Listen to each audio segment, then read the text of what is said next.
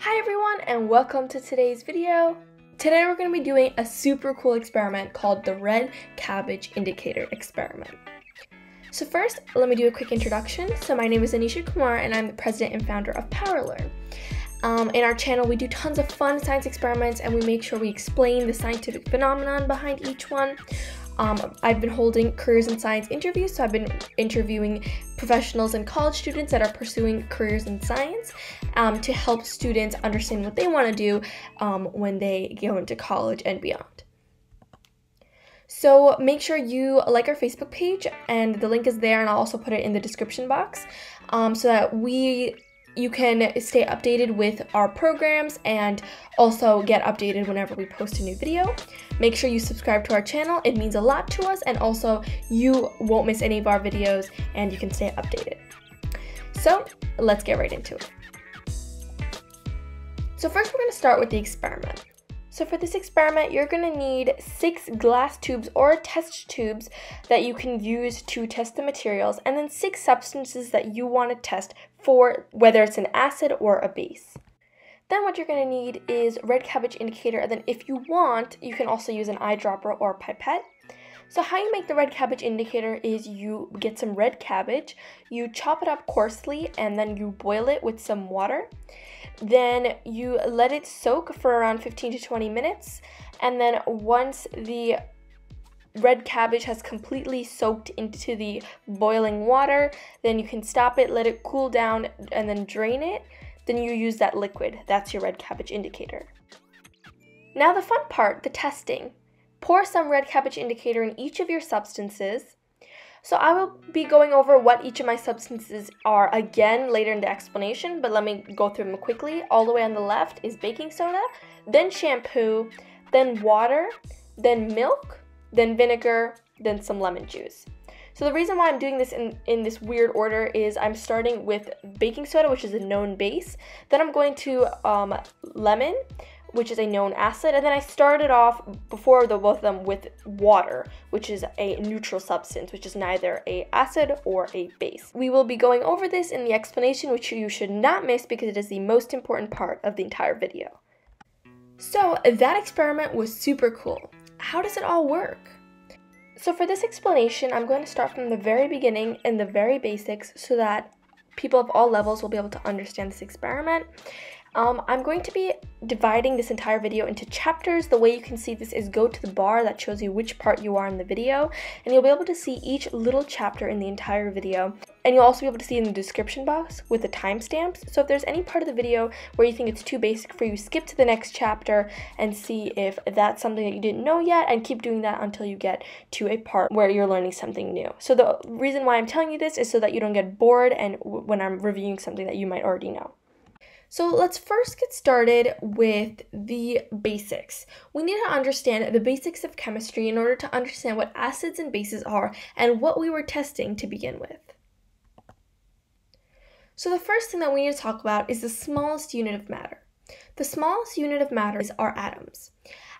Atoms contain a few main components: a nucleus, neutrons, protons, an electron cloud, and electrons. So you can see a diagram on the right, a basic diagram that shows where everything is placed, and we're going to get a little more into what happens and what these components of an atom are. So the first thing that we're going to talk about is the nucleus. So let me get my pointer out. This over here, this red ball in the middle of the atom, is the nucleus. This is the center of the atom that contains the protons and the neutrons. Neutrons are neutral subatomic particles that have no charge. So they're a smaller component in the atom, and they're not positive, they're not negative. They're just neutral. Inside the nucleus, again, this red ball in the middle of the atom, there are also protons. Protons are also subatomic particles, but they do have a positive charge. Each proton has a positive charge of +1. Then we have another subatomic particle. These little gray balls outside are electrons. They are subatomic particles that do have a charge, a negative charge. Each electron has a -1 charge. then the electron cloud is the purple lines that you see around here. They're not as rigid as you can see. This is a very simplified diagram, but the electron cloud is the area outside of the nucleus where electrons are moving freely. So in here I have a diagram that you can try to label, try to remember what you just learned, and then we'll pause your video, try to do that, and then we'll get into the answers. Okay, so I've labeled the labels that are in the diagram. So the first thing is that this was not labeled, but this over here, this center part, that's the nucleus. Then in the nucleus, there are neutrons and protons. The colors, I don't think they matter. There might be some sort of significance, but all you need to know for this video and for acids and bases are that these, that some of these are protons and some of these are neutrons. And outside of it, in these lines, so in this area outside the nucleus, this is the electron cloud. Then in the electron cloud, there are these blue balls, which are electrons. So to review, the protons have a +1 charge, and the electrons have a -1 charge. And the neutrons don't have any charge at all. All right, so now let's move on. If you didn't understand anything that I just went over, make sure you rewind the video and go over it again. Try to pause it whenever you need to process something. It's a lot, but if you really try to wrap your mind around it, it's not that difficult. So now we're going to move on to ions. So when I was trying to learn acids and bases a while ago, what really confused me were the ions portion of the whole thing. I did not completely understand where ions were, so I didn't understand the difference between acids and bases. So all of this foundational chemistry is so important to understand the difference between acids and bases. So I'm trying to make it easier for you to get it. I'm trying to simplify it down a little more, because when I tried to understand it before, it was difficult for me because I didn't really understand these basics. That's why all of this is being explained. So ions are charged particles, meaning they have a positive or they have a negative charge. This is compared to atoms. Atoms have no charge, they're balanced. The reason for this is because in atoms, the number of protons and the number of electrons are equal. So they cancel each other out. If you have 5 protons and 5 electrons, you have a -5 charge and a +5 charge, which cancel out to a charge of 0. But ions, they are charged particles. So either the protons or the electrons will be more than the other. Ions are not formed by the change of protons. They are only changed by the number of electrons. So that's super important to remember. The way you get a positive charge, well, you remove electrons. If you remove electrons, then the number of protons is obviously going to be more because you start off with an atom to begin with. So now let's look at this visually and understand this better. So on the left, I have a sodium atom. So a sodium atom has 3 rings. The inner ring, there's 2 electrons, which is always the case. In the next ring, there are 8. So an 8-atom ring is a full ring for at least the second and third shells. And then the third shell, a full ring, has 8 electrons. So all of this is a little more complicated.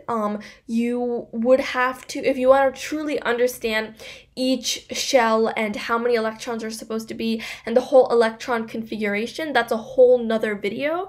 But you don't need to know that to understand acids and bases. So for now, just understand what I'm trying to say here. So ions are always changing to have a full outer ring. That's what they want to do. So in this sodium atom, we see that there's one entire ring with just 1 electron. So this entire atom is going to be more prone to become a positively charged ion by removing that outer electron. So that's why you can see here that I wrote that the ion is Na+. What does the Na+ mean? That means that it's going to be positively charged. And how is that possible? Because in that nucleus, although you don't see it, it's going to have the same number of electrons as there are now in the atom. So if we count it, we have 11. We have 11 electrons, which means that there are also going to be 11 protons inside. If you get rid of that one electron in the outer shell, you're going to have 10 electrons and 11 protons, which will leave you with a +1 charge. Then now we have the fluorine atom on the other side. This is different because there are 2 electrons in the inner shell, which is the maximum in the inner shell, as I said. And then in the next shell, you have 7.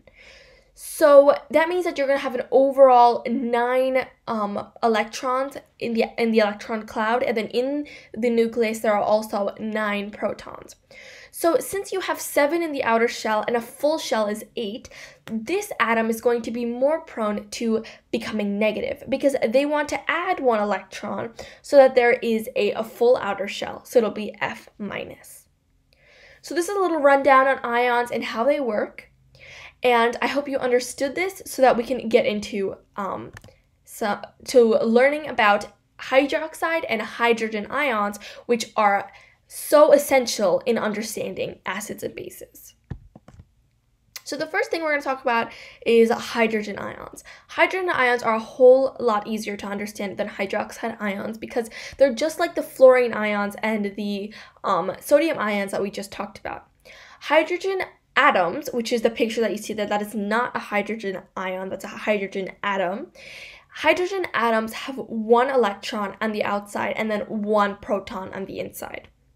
So in order for this to become an ion, they are actually more prone to losing that electron rather than gaining one. Although either one results in a full shell, hydrogen ions are more prone to losing that electron.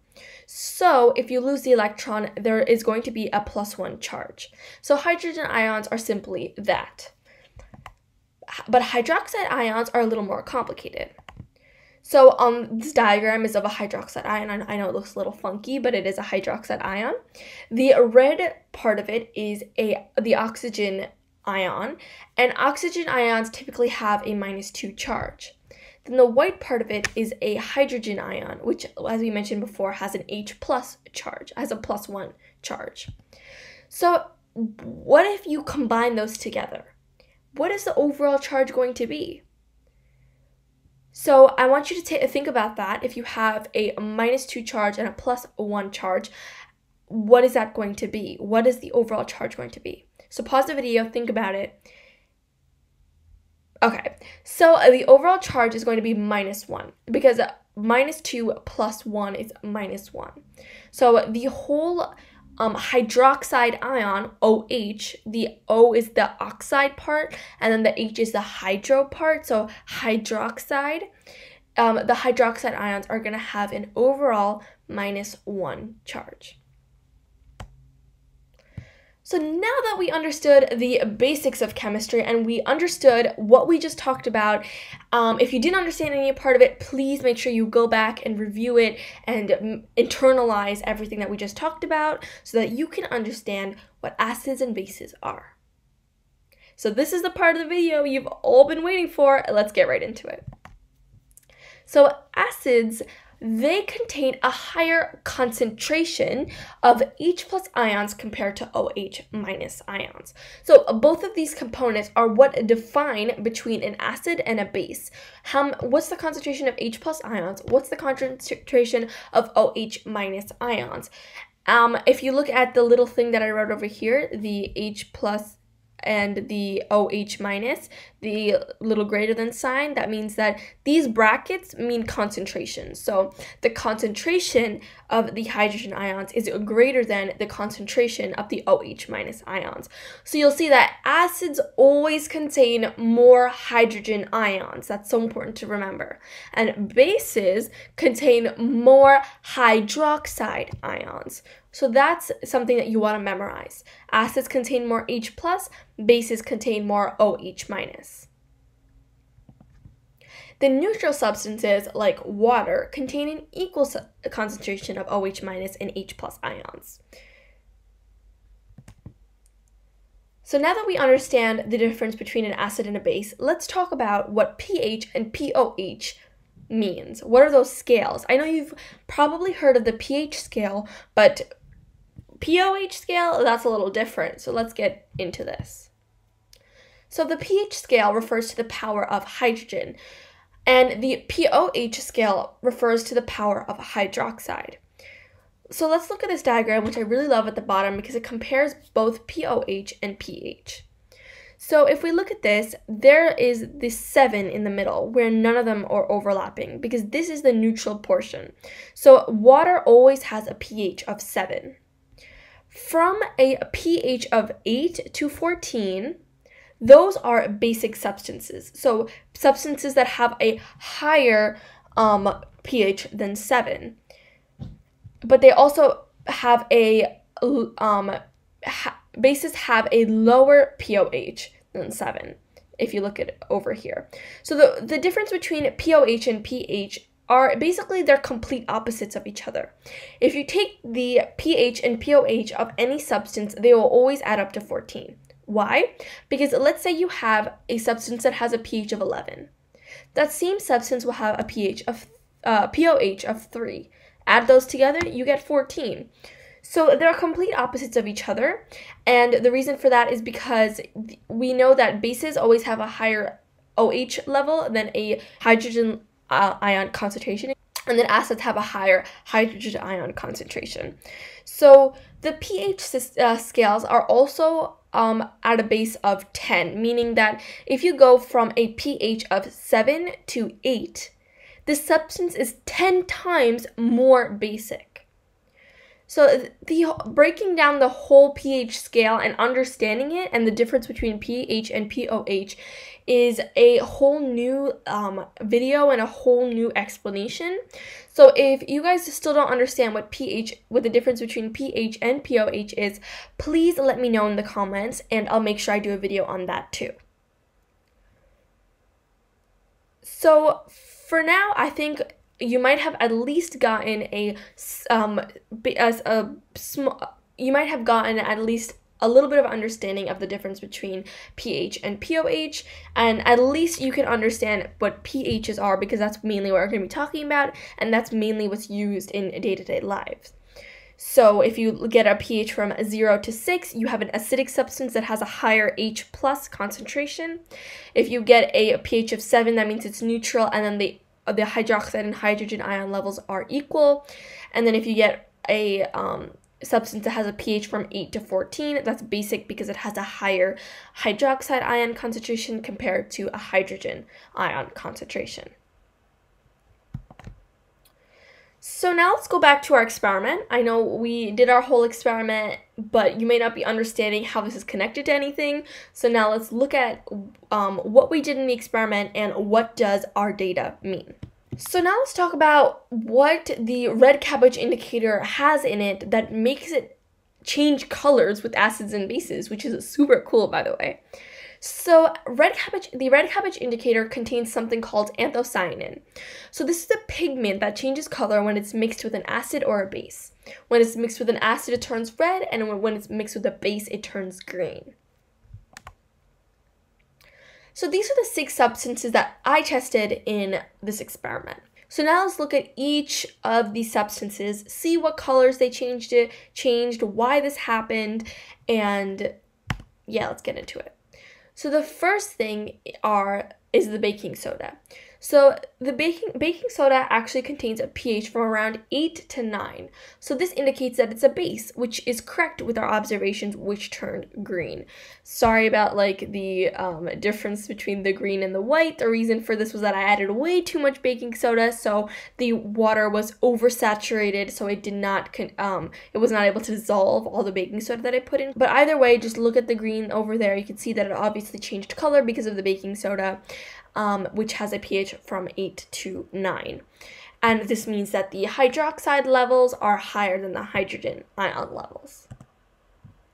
For the water, we can see that the color basically is just diluted, the red cabbage indicator, meaning it didn't really change colors. And the reason for this is that the water is neutral, so the color is not going to change. It did change from normal water to this, but that's only because of the red cabbage indicator. The pigment anthocyanin did not change anything in the water. So in this case, the hydroxide concentration is equal to the hydrogen ion concentration.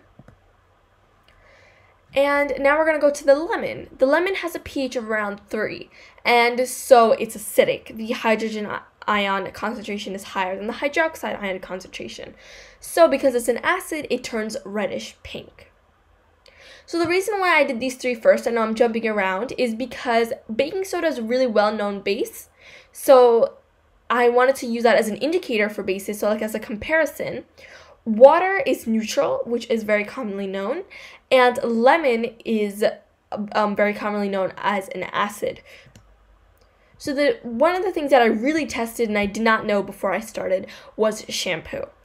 So what I learned about was that the pH of shampoo varies from company to company. So I can't tell you what the pH of shampoo is because it actually just depends on the shampoo that you have.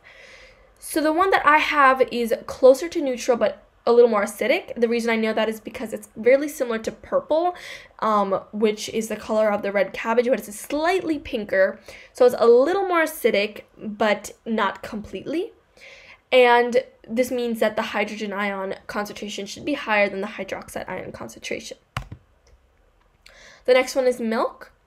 Milk has a pH of around 6 to 7, which means that it's actually really close to being neutral. But it turned a little bit pinkish. We know it's mainly purple, as you can see, which is the color of the cabbage indicator. But it turned a little pinker than the red cabbage indicator, which suggests that it's a little acidic. So that the hydrogen ion level concentration is higher than the hydroxide concentration. So the reason why I keep mentioning the concentrations of hydrogen ions and hydroxide ions, because it's so important to remember that more hydrogen ions mean acidic and more hydroxide ions mean more basic. And the last substance is vinegar. It has a pH of around 2.5, and this is obvious because it turns reddish pink, and this indicates that it has a higher hydrogen ion concentration than hydroxide ion concentration. You can test whatever you have at home, try different things. It's so much fun to see them turn color. Before you do it, try to come up with a hypothesis about what you think would happen, so that, like, you are mimicking a real scientific method-like approach.